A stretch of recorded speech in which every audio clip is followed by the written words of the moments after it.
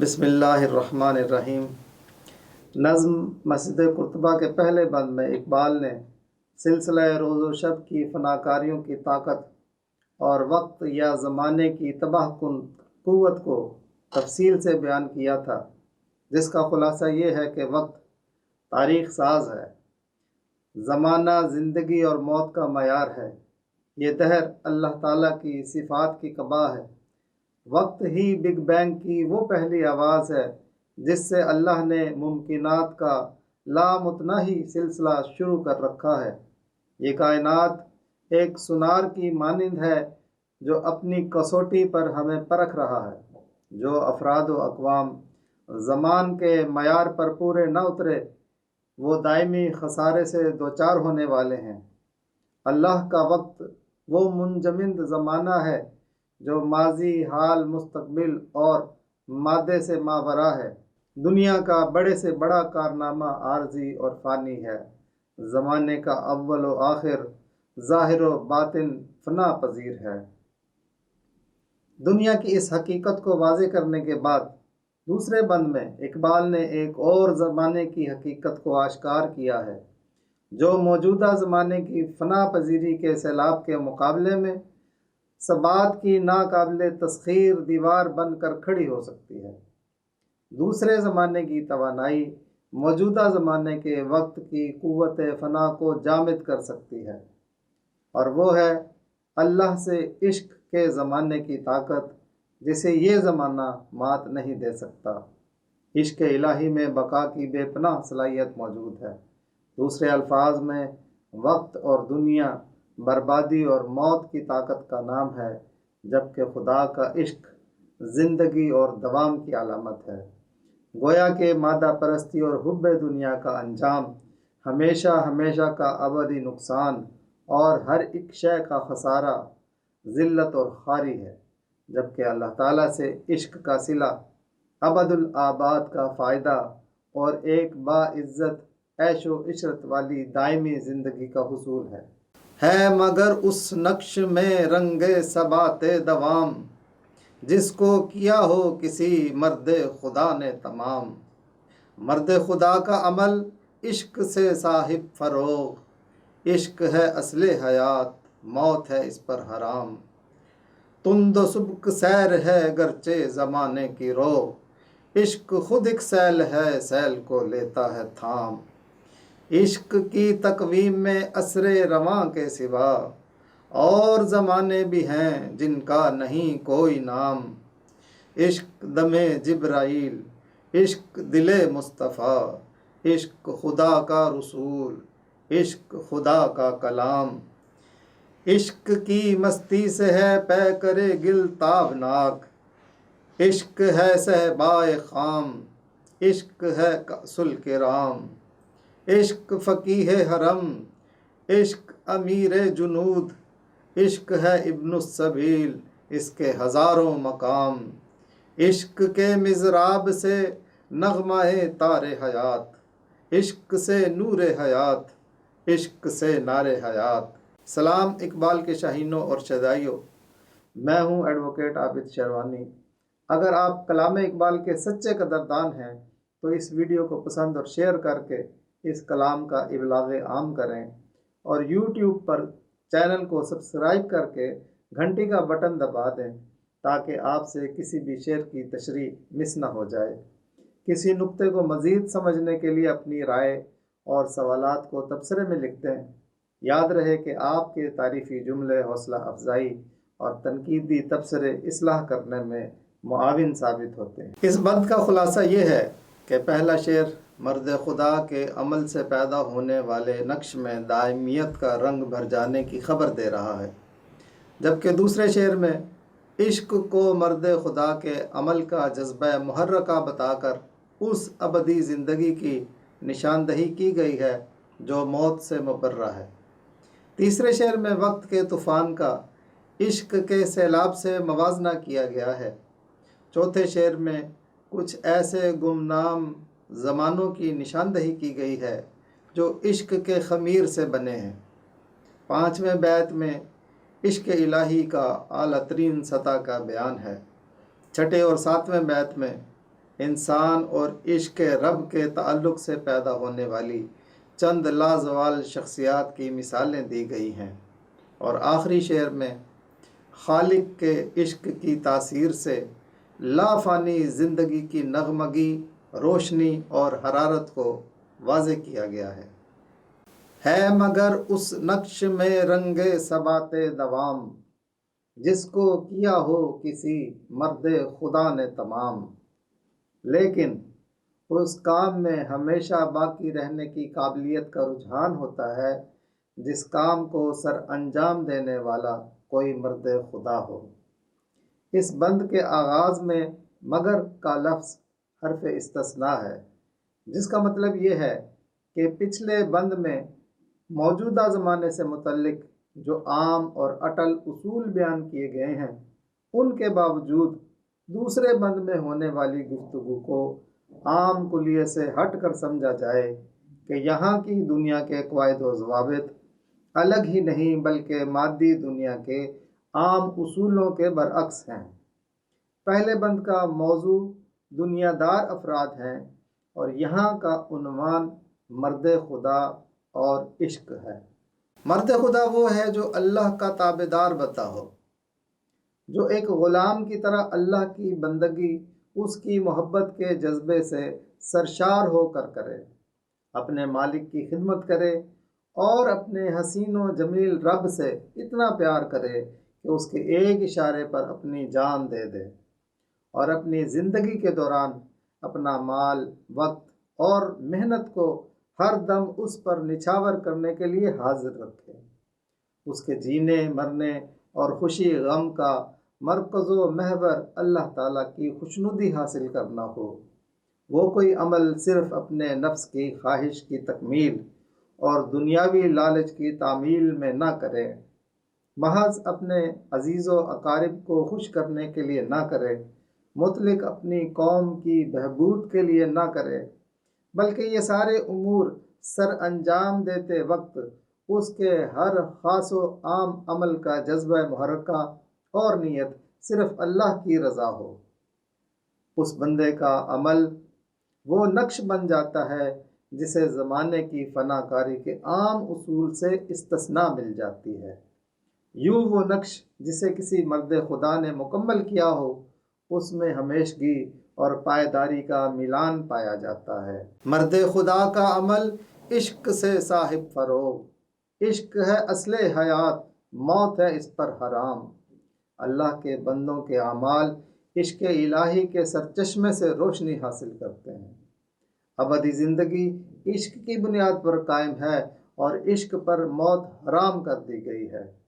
پچھلے شعر میں علامہ صاحب نے ایک عام فرد کو دنیا داری سے اٹھا کر مرد خدا بنایا، اور اس شعر میں مرد خدا کو دیار عشق کی نئی دنیا میں پہنچا دیا۔ عشق گہری اور جذباتی چاہت کو کہتے ہیں۔ اس کی عقلی توجیہ یہ ہے کہ عشق بے لگام جذبات کی تڑپ کا نام ہے جو کسی قاعدے اور قانون کی پابند نہیں ہوتی۔ اس تڑپ کا تعلق محض وجدان سے ہوتا ہے، جبکہ انسانی شعور قانون یا اصول کا پابند ہوتا ہے، لہذا عقل عشق کا بوجھ نہیں اٹھا سکتی۔ عشق کی دو صورتیں ہیں، عشق مجازی اور عشق حقیقی۔ عشق مجازی میں ایک انسان کو دوسرے انسان کے وجود سے شدید پیار ہو جاتا ہے۔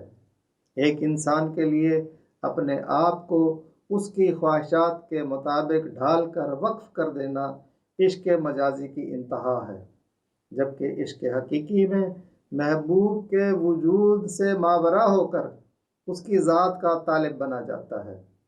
یہاں محبوب کا جسمانی وجود لازم نہیں، اللہ ہی وہ مقدس ذات ہے جو عشق حقیقی کا مرکز ہے، جبکہ عشق مجازی میں کوئی محبوب، نظریہ یا انسانی گروہ شامل ہو سکتا ہے۔ تصوف میں عشق حقیقی اللہ تعالیٰ، حضور صلی اللہ علیہ وآلہ وسلم اور اہل احسان سے منسوب ہے۔ عشق حقیقی ایک لافانی اور لامحدود انسانی جذبہ ہے جس کا براہ راست تعلق ایک روح سے دوسری روح تک ہوتا ہے۔ اللہ کے وجود کی جانب انسانی روح کی شدید کشش عشق حقیقی کہلاتا ہے۔ عشق حقیقی اور عشق مجازی میں زمین و آسمان کا فرق ہے۔ عشق مجازی یہ ہے کہ اگر آپ کسی انسان کے عشق میں مبتلا ہو جائیں تو کیا ہوگا؟ کوئی اگر تمہارے محبوب کو دیکھے گا تو برا لگے گا، کوئی اس کا عاشق بنے گا تو قتل کرنے پر تل جاؤ گے، کوئی اس کے حسن کی تعریفیں کرے تو تم اس سے نفرت کرو گے۔ عشق مجازی رقیب سے دشمنی سکھاتا ہے، عشق حقیقی میں ایسا نہیں ہوتا۔ یہ تو سراپا عشق ہے، اس میں نفرت ممکن ہی نہیں۔ عشق حقیقی میں رقیب سے بھی محبت ہونے لگتی ہے۔ اللہ والوں کی محفل میں سبھی رقیب ہی تو ہوتے ہیں۔ ایک محبوب، باقی سب عاشق ایک ہی محفل میں بیٹھ جاتے ہیں۔ کوئی ایک داستان گو محبوب کا ذکر چھیڑے، اس سے اپنی والہانہ محبت کا اظہار کرے تو باقی سب سر دھنتے ہیں۔ عشق حقیقی میں محبوب سے جڑی ہر چیز میں محبوب ہی دکھائی دینے لگتا ہے۔ عشق حقیقی خدا کے بندوں سے پیار سکھاتا ہے۔ عشق مجازی میں محبوب سے جڑی چیزیں رکاوٹ معلوم ہونے لگتی ہیں۔ عشق مجازی میں محبوب سنگ دل ہے، اکڑتا ہے، ادائیں دکھاتا ہے، ناز نخرے اٹھواتا ہے اور اکثر چھوڑ کر چلا جاتا ہے۔ یہاں ہجر کے کانٹے ملتے ہیں، فراق کی تپش ملتی ہے۔ عشق حقیقی میں محبوب آپ کی طرف لپکتا ہے۔ آپ ایک ہاتھ قریب آتے ہیں، وہ 10 ہاتھ قریب آتا ہے۔ آپ اس کی طرف چل کے جاتے ہیں، وہ آپ کی طرف دوڑ کر آتا ہے۔ وہ تہذیب اخلاق کرتا ہے، آپ کا تزکیہ نفس کرتا ہے، تفسیہ قلب کرتا ہے اور چاہت میں ماں کی مامتوں کو بھی کہیں پیچھے چھوڑ جاتا ہے۔ جبکہ دین کے 3 درجے ہیں، ایمان، اسلام اور احسان۔ ان درجوں کی تفصیل حدیث جبریل میں آئی ہے، جس کی روح سے احسان دینی اعتبار سے ایمان کا بلند ترین مرتبہ ہے۔ احسان یہ ہے کہ تم اپنی زندگی اپنے رب کی بندگی میں یوں بسر کرو جیسے تم اسے دیکھ رہے ہو۔ اگر تم یہ نہیں کر سکتے تو ہر وقت یہ تصور کرو کہ وہ تمہیں دیکھ رہا ہے۔ احسان کی روح سے ایک مرد مومن کا عشق اللہ تعالیٰ کی بے پناہ محبت میں کشش معشوق اور حب عاشق کے ملاپ سے قائم ہونے والے مرتبہ وحدت کو کہتے ہیں، جس کے 5 درجے ہیں۔ درجہ اول فقدان دل، یعنی دل کا گم ہو جانا۔ اس مرحلے میں انسان اللہ پاک کے حسن و جمال کی چاہت کے احساس میں اپنے دل کو حب الہی کے استغراق میں گم کر دیتا ہے۔ اسے کائنات کی ہر شے میں اپنے رب کا پرتو دکھائی دیتا ہے۔ کائنات کی وسعت اور پہنائی پر جتنا جتنا غور و فکر کرتا چلا جاتا ہے، اسے اتنا ہی رب کی صنائی کا گرویدہ بنا دیتا ہے۔ کائنات کا حسن اللہ کے ذوق حسن کو آشکار کرتا ہے۔ پھر جب یہ بات زیر مشاہدہ آتی ہے کہ یہ سورج، زمین، آسمان، سمندر، دریا، پہاڑ، درخت، کھیت کھلیان، جانور، چوپائے، پرندے، آبی مخلوق، سب کے سب کسی نہ کسی انداز سے انسان کی خدمت سے وابستہ ہیں، تو پھر خالق کا انسان سے ربوبیت اور محبت کا ایک نئے زاویے سے پتہ چلتا ہے۔ ایسے میں ایمان اور اسلام احسان کے مرحلے تک پہنچ جاتا ہے تو یہ بندہ اللہ کا عاشق بن کر اپنے دل کو دنیا میں اور اس میں موجود تمام اشیاء کی محبت سے خالی کر کے اسے خالق کی محبت کے لیے خالص کر دیتا ہے۔ درجہ دوم تعسف، یعنی غفلت میں گزرے ہوئے وقت کے ضائع ہونے پر نادم ہونا، کہ جس میں گم شدہ دل والا عاشق اپنے معشوق رب کو بالفعل دنیا کا حاکم بنا ہوا دیکھنا چاہتا ہے، تاکہ ان الحکم الا للہ کی عملی تفسیر کے نفاذ کی کوشش میں زندگی گزرے۔ محبوب کی شریعت کے احکام کی حکومت کے بغیر غم سے دوچار ہوتا ہے، احکامات دین کی سربلندی نہ ہونے پر کڑتا رہتا ہے، اور جو لمحات بھی اس کی یاد سے غفلت اور دنیا کی الفت میں گزریں ان پر مغموم اور متاسف رہتا ہے کہ جو دم غافل سو دم کافر۔ درجہ سوم وجد۔ وجد کا مطلب ہے اللہ تعالیٰ کو پا لینا یا ڈھونڈ لینا، اور ہر لمحے اللہ کو اپنے سامنے اور خود کو رب کے حضور محسوس کرنا۔ اس درجے پر عاشق کو کسی جگہ اور کسی پل آرام اور قرار نصیب ہی نہیں ہوتا۔ وہ اپنی تخلیق کے مقصد سے آگاہ ہو جاتا ہے، اسے معلوم ہو جاتا ہے کہ اس کا رب اس سے کیا چاہتا ہے۔ وہ ہمہ تن معشوق کی خوشنودی حاصل کرنے کے لیے اس سے ہر وقت لو لگائے رکھتا ہے۔ حالت وجدان کے ذریعے بندے کا رب سے تعلق جڑ جاتا ہے۔ اللہ تعالیٰ کی موجودگی کا احساس انسان کو ہوا معکم اینما کنتم، یعنی تم جہاں بھی ہو وہ تمہارے ساتھ ہے کی کیفیت میں رکھتا ہے۔ درجہ چہارم بے صبری، جس میں عاشق اللہ کی دید کا منتظر ہوتا ہے، اس سے ملاقات کی تیاری کے لیے اس کی رضا جوئی میں لگا رہتا ہے تاکہ وہ مالک سے زیادہ انعام و اکرام پا سکے۔ اسے دنیاوی زندگی ایک بوجھ محسوس ہوتی ہے اور وہ آخرت کا طالب بن جاتا ہے۔ اس درجے پر وہ دنیاوی زندگی کو اللہ کی امانت جانتے ہوئے ہر آن اسی پر نچھاور کرنے کو اپنا مقصد حیات بنا لیتا ہے، اور اس کے دین کی سرفرازی کے لیے اپنی جان ہتھیلی پر لیے گھومتا ہے کہ میری زندگی کا مقصد تیرے دین کی سرفرازی، میں اسی لیے مسلمان، میں اسی لیے نمازی۔ درجہ پنجم سیانت۔ سیانت کا مطلب ہے حفاظت کرنا، محافظ بن جانا اور نگہداری کرنا۔ عاشق اس درجے میں پہنچ کر حساسیت کی اس حد تک چلا جاتا ہے کہ جس میں وہ ہر دم اللہ کی حاکمیت کی جدوجہد کو اپنی زندگی کا مقصد اور احکام کی بجا آوری کی نگہبانی کو اپنا وظیفہ بنا کر اس میں اس قدر محو ہو جاتا ہے کہ اس کے سوا اسے کسی اور کی یاد نہیں رہتی۔ اللہ کے راستے میں جہاد کی حفاظت کرتے ہوئے اسے موت زندگی سے پیاری ہو جاتی ہے۔ اس دنیا کو وہ آخرت کی کھیتی سمجھتے ہوئے اپنے اعمال کا بھرپور اجر پانے کے لیے انہیں ریاکاری اور دکھاوے سے محفوظ رکھتا ہے۔ یہ غافل لوگوں کی طرح موت کو زندگی کا خاتمہ نہیں سمجھتا، بلکہ اسے ایک عارضی زندگی کی شام اور دائمی حیات کی صبح جانتا ہے۔ موت کو سمجھے ہیں غافل اختتام زندگی، ہے یہ شام زندگی صبح دوام زندگی۔ اقرار باللسان والے اسلام سے ترقی کر کے دل کو تصدیق بالقلب کے ایمان کے درجے تک لے جانا اور ایمان سے ترقی کر کے قلب کو احسان کے رتبے پر گامزن کیے رکھنا عشق حقیقی کی انتہائی منزل ہے۔ تمام صدیقین، صالحین اور شہداء اسی منزل احسان یا مقام عشق پر فائز ہوتے ہیں۔ عشق کے ان 5 درجوں کو پانے والا عاشق مرتبہ احدیت پا لیتا ہے جہاں موت حرام ہو جاتی ہے۔ ایسا انسان مرنے کے بعد دنیا میں لوگوں کے دلوں میں زندہ اور خدا کے پاس قبر میں بھی حالت بقا میں رہتا ہے، اور اس کے اعمال و افعال بھی یادگار صورت میں باقی رہتے ہیں جنہیں فنا کی دست برد سے کوئی نقصان نہیں پہنچ سکتا۔ تند و سبک سیر ہے گرچہ زمانے کی رو، عشق خود ایک سیل ہے سیل کو لیتا ہے تھام۔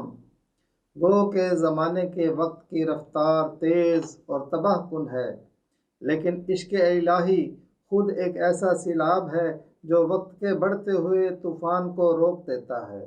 وقت اور عشق کا تقابل کرتے ہوئے اقبال نے اس شعر میں کہا کہ بلا شبہ زمانے کی رو ایک سیلاب جیسی طاقت اور تیزی رکھتی ہے جو اپنے راستے میں آنے والی ہر شے کو تباہ کر کے اپنے ساتھ بہا کر لے جاتی ہے، لیکن اللہ سے عشق بھی الگ نوعیت کا طوفانی سیلاب ہے۔ یہ طوفان وقت کے سیلاب کی تباہی کے سامنے بند باندھ کر ڈٹ جاتا ہے۔ یوں زمان کا تباہ کن سیلاب ثبات عشق رب کے سامنے بربادی پھیلانے میں ناکام ہو جاتا ہے۔ لہذا کوئی فرد یا قوم اگر وقت کی رفتار کے سامنے بند باندھنا چاہے تو وہ یہ سمجھ لے کہ وقت کے طوفان کو ساکت کر دینے والی طوفانی طاقت صرف عشق خالق کائنات ہے۔ لہذا جب خالق سے عشق کرنے لگو گے تو پھر اس کی مخلوق کائنات کے تمام عناصر وفادار ہو جائیں گے۔ ہرگز کوئی بے وفائی نہیں کرے گا۔ وقت بھی تمہارا تابع ہو جائے گا اور تم مر کر بھی امر ہو جاؤ گے۔ پھر یہی وقت تمہارے زندہ ہونے کی گواہی دے گا کہ تم مر کر امر ہو گئے ہو۔ بس عشق یہی ہے کہ زندگی میں خود کی بجائے اللہ کی خاطر مخلوق کی خدمت کے لیے زندہ رہو۔ عشق کی تقویم میں عصر رواں کے سوا اور زمانے بھی ہیں جن کا نہیں کوئی نام۔ موجودہ زمانے کے علاوہ اللہ نے عشق کی تقویم میں کئی زمانے ایسے بھی بنائے ہیں جن کے نام ابھی تک نامعلوم ہیں۔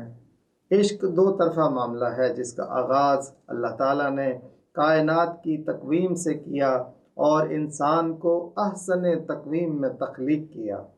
اس عظیم الشان تقویم میں تعمیر کی جانے والی تمام غیر جاندار اشیاء، تنکے سے لے کر کہکشاؤں تک، اور تمام جاندار اشیاء، مچھر سے لے کر ہاتھی اور ویل مچھلی تک، اللہ تعالیٰ نے عشق کی تقویم میں بنائی ہیں اور انسان کو احسن تقویم میں بنایا گیا ہے۔ علامہ صاحب فرماتے ہیں کہ اللہ کے عشق کی یہ تقویم تو سب کو معلوم ہے، اس کے علاوہ بھی عشق الہی نے کئی اور زمانے تقویم کیے ہیں، اور وہ زمانے ایسے ہیں کہ جن سے لوگ کما حقہ آشنا نہیں ہیں۔ چونکہ وہ زمانے اہل دنیا کے علم میں نہیں ہیں، اسی لیے ان کے نام بھی ابھی تک نامعلوم ہیں۔ ایسے زمانوں کو اہل عشق ہی دریافت کر سکتے ہیں۔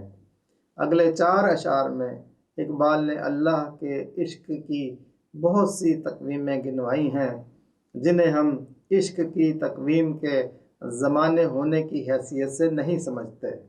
یاد رہے، علامہ صاحب ہر بات کو اپنے دل نشین انداز سے کہنے اور سمجھانے پر قدرت رکھتے ہیں، اور عشق کی تقویم میں تعمیر کیے جانے والے زمانوں کو سمجھانے کے لحاظ سے یہ بہت بڑی بات ہے۔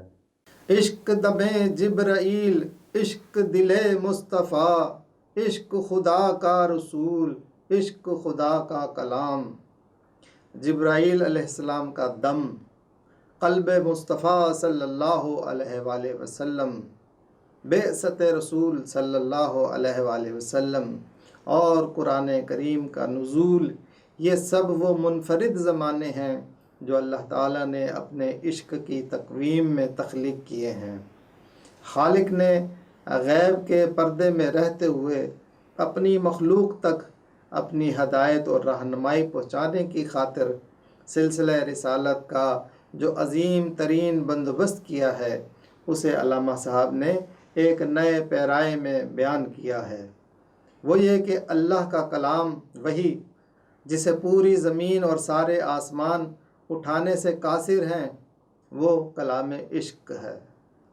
جبریل علیہ السلام کا دم جو وحی کے بھاری بھرکم بوجھ کو عرش سے اٹھا کر بحفاظت فرش پر لانے کی صلاحیت کا حامل ہے، وہ دم عشق ہے۔ مصطفیٰ صلی اللہ علیہ وآلہ وسلم کا قلب مبارک جو اللہ کی کامل اور حتمی وحی کو سہار لینے کا متحمل ہے، وہ قلب عشق ہے۔ اور کلام عشق جو اللہ نے سونپ دیا دم عشق کو، جو وصول کیا دل عشق نے اور پہنچا دیا عوام الناس کو، وہ خدا کا رسول عشق ہے۔ اور قرآن محبوب خدا کا کلام یعنی کلام عشق رب کو بندوں سے اور مخلوق کو خالق سے محبت کی بنیاد پر جوڑتا ہے۔ رب کا بندوں سے کلام سلسلہ رسالت کی 4 کڑیوں سے ہوتا ہے۔ نمبر 1، عشق دم جبرائیل جو اللہ کے ہاں روح القدس ہے اور روح الامین بھی ہے، معزز قاصد رسول کریم بھی ہے، اور بڑی قوت والا ذی قوہ بھی ہے، اور بڑے مرتبہ والا مکین بھی ہے، اور سب فرشتوں کا سردار مطاع بھی ہے، ان تمام خوبیوں اور صلاحیتوں کو جو اللہ تعالیٰ نے قرآن کریم میں جا بجا بیان کی ہیں کی بنیاد پر علامہ اقبال کے مطابق حضرت جبریل علیہ السلام روح القدس کا دم یعنی سانس جو چشم زدن میں عرش سے فرش تک اور فرش سے عرش تک بنا رکے اور بنا تھکے پہنچ جاتا ہے، ان کے ذی قوہ طاقتور پر جو پورے افق کا احاطہ کر لیتے ہیں، اور اس روح الامین کا جبروت کہ جس سے ابلیس بھی پناہ مانگتا ہے اور وہی کا حصار توڑنے میں ناکام رہتا ہے، وہ رسول کریم اللہ کا فرمان اس کے حبیب صلی اللہ علیہ وآلہ وسلم تک لانے کا ذمہ دار ہے، جسے سب فرشتوں پر حاکم بنایا گیا ہے۔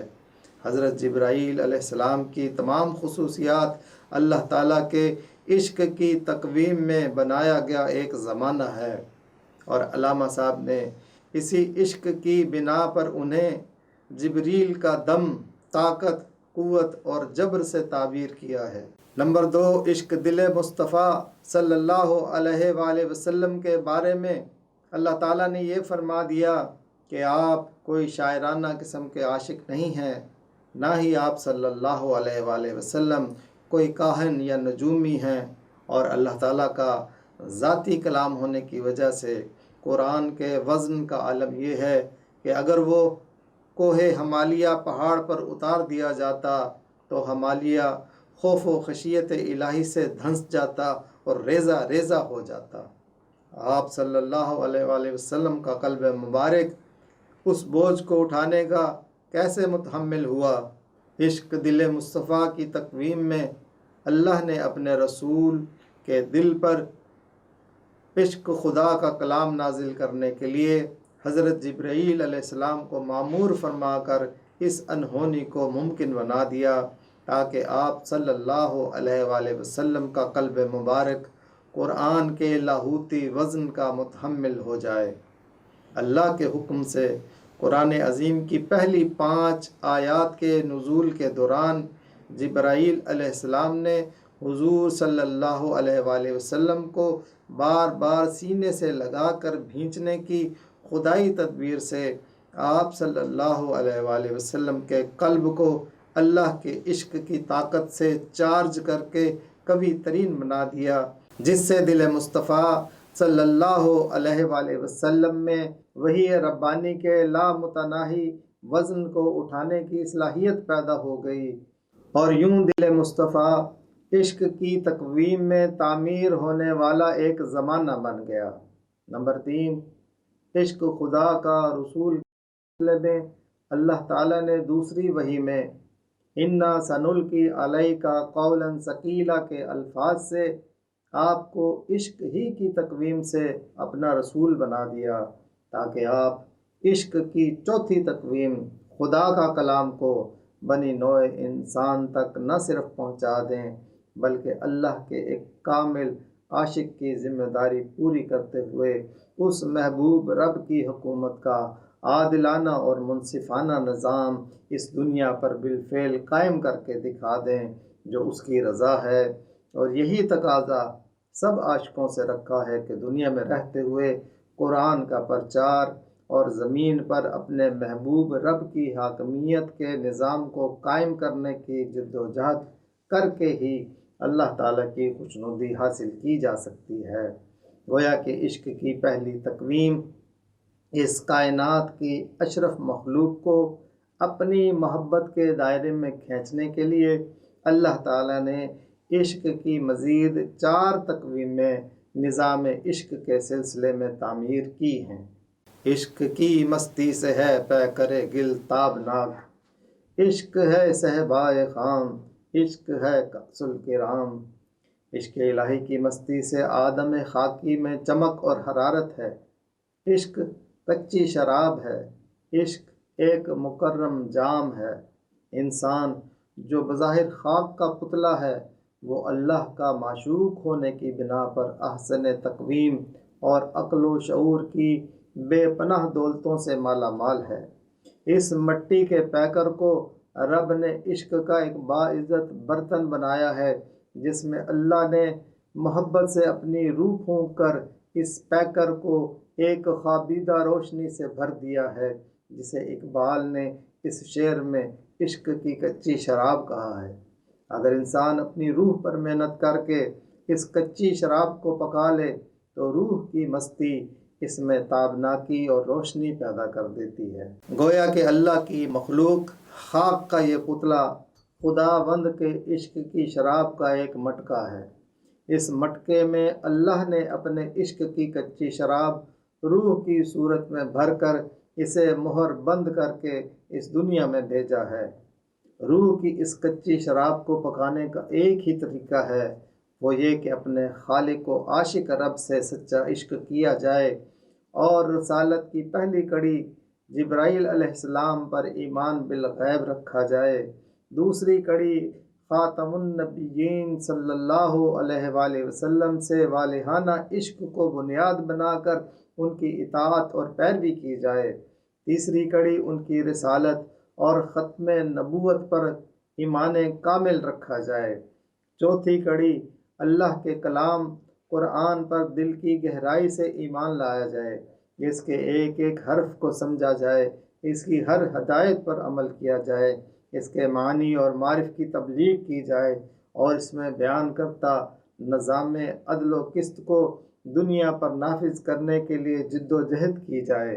اس کی ہدایت کے مطابق زندگی بسر کرنے سے ہی انسان کے تاریک وجود میں عشق کی مستی سے نورانیت اور تابناکی آ سکتی ہے، اور یہ عشق الہی کا جواب عشق سے دے سکتا ہے۔ عشق فقیہ حرم، عشق امیر جنود، عشق ہے ابن السبیل، اس کے ہزاروں مقام۔ عشق حرم کا فقیہ ہے اور عشق ہی لشکروں کا کماندار ہے۔ عشق وہ مسافر ہے جس کے ان گنت مقامات ہیں۔ عشق کی مستی سے جب پیکر گل تابناک ہو جائے تو بڑی بڑی ہستیاں معرض وجود میں آتی ہیں۔ فقیہ وہ ہوتا ہے جو اللہ کے احکام اور دین کے مسائل کو قرآن کی آیات اور روایات سے سمجھتے ہوئے ان سے دلیل پیش کرے، جو بھی نیا مسئلہ درپیش ہو اس میں دین اور مذہب کے نقطہ نظر کو پہچان کر واضح کر سکے۔ دین شناسی کے اس مقام تک پہنچنے کے لیے ضروری ہے کہ ایک شخص لمبے عرصے تک عشق الہی کے جذبے سے سرشار ہو کر ایسے دینی اور دنیاوی علوم حاصل کرے جو اسے دین کے مسائل کا ماہر بنا دیں۔ جو اس مقام تک پہنچے کہ اسلامی مسائل کو عقلی و نقلی استدلال کے ذریعے سمجھ جائے اسے فقیہ کہتے ہیں۔ فقہ افضل ترین علم ہے۔ بخاری اور مسلم کی حدیث شریف میں ہے کہ حضور صلی اللہ علیہ وآلہ وسلم نے فرمایا، اللہ تعالیٰ جس کے لیے بہتری چاہتا ہے اس کو دین میں فقیہ بنا دیتا ہے۔ علامہ صاحب کے نزدیک حرم کا فقیہ ایک سچا عاشق ہی بن سکتا ہے۔ عشق امیر جنود سے مراد ایسا دور اندیش اور بہادر فوجی کمانڈر ہے جس کی ضرب فتح و نصرت سے ہمکنار ہوتی ہے۔ اقبال نے اسپین جانے والے پہلے سپہ سالار مرد خدا طارق بن زیاد کا اپنی شاعری میں یوں نقشہ کھینچا ہے کہ جو اندلس جانے کے لیے 1,00,000 مسلح لشکر کے مقابلے میں صرف 7,000 کے بے سر و سامان دستے کو ساتھ لے کر افریقہ سے سمندری سفر کر کے جبل الطارق پہنچا۔ طارق چبر کنارے اندلس سفینہ سوخت، گفتند کار تو بنگاہ خرد خطاست۔ ساحل پر اترتے ہی طارق نے اپنی سپاہ کو اللہ کے عشق کی طرف یکسو کرنے کے لیے تمام کشتیاں جلا دینے کا حکم دیا تو خرد مندوں نے کہا کہ تیرا عمل عقل کی نگاہ میں ایک غلطی ہے۔ دوریم از سواد وطن باز چوں رسیم، ترک سبب ضروع شریعت کجا رواست۔ ہم تو وطن سے بہت دور ہیں، واپس کیسے پہنچیں گے؟ شریعت میں جائز نہیں کہ اسباب کو ترک کر دیا جائے۔ خندید و دست خیش بشمشیر برد و گفت، ہر ملک ملک ماست کہ ملک خدا ماست۔ یہ سن کر طارق مسکرایا اور اپنے ہاتھ میں تلوار اٹھا کر بولا کہ ہر ملک چونکہ خدا کا ملک ہے اس لیے وہ ہمارا ملک ہے، ہم خدا کے ہیں اور خدا ہمارا ہے تو واپسی کی فکر کیسی۔ علامہ صاحب کے مطابق ایسے امیر جنود مرتبہ عشق پر فائز ہو کر ہی بنتے ہیں۔ عشق کے مضراب سے نغمہ تار حیات، عشق سے نور حیات، عشق سے نار حیات۔ عشق کے مضراب سے زندگی کے تار کا نغمہ چھیڑا گیا ہے۔ عشق سے زندگی روشن ہے اور عشق سے زندگی میں حرارت ہے۔ اللہ تبارک و تعالیٰ نے زندگی کے ساز کے تاروں پر اپنے عشق کی مضراب سے نغمہ بکھیر دیا ہے۔ زندگی کا یہ گیت اللہ کے عشق کے زخمے کا مرہون منت ہے۔ اب انسان اگر یہ چاہے کہ اس کی زندگی کے نغمے سے دنیا میں نور اور روشنی پھیل جائے تو اسے اللہ کے عشق کے جواب میں لبیک کہہ کر اللہ تعالیٰ سے عشق کرنا چاہیے۔ جب وہ اللہ تعالیٰ سے عشق کرنے لگے گا تو اس کی زندگی میں ایک ہلچل مچ جائے گی۔ اللہ سے عشق کی سرگرمیاں اسے ہر دم عمل صالح پر اکساتی رہیں گی اور وہ دنیا میں حق کی تبلیغ کرے گا اور حق کے راستے پر آنے والی تکالیف کو خندہ پیشانی سے برداشت کرے گا اور اللہ جل و جلالہ کے نام کو دنیا میں سر بلند کرنے کی جد و جہد میں مشغول رہے گا۔ دیار عشق میں اپنا مقام پیدا کر، نیا زمانہ نئے صبح و شام پیدا کر۔ خدا اگر دل فطرت شناس دے تجھ کو، سکوت لالہ و گل سے کلام پیدا کر۔ میرا طریق امیری نہیں فقیری ہے، خودی نہ بیچ غریبی میں نام پیدا کر۔ دیکھتے رہیں، پسند کریں اور شیئر کریں۔ اقبال کی آواز عابد کے ساتھ۔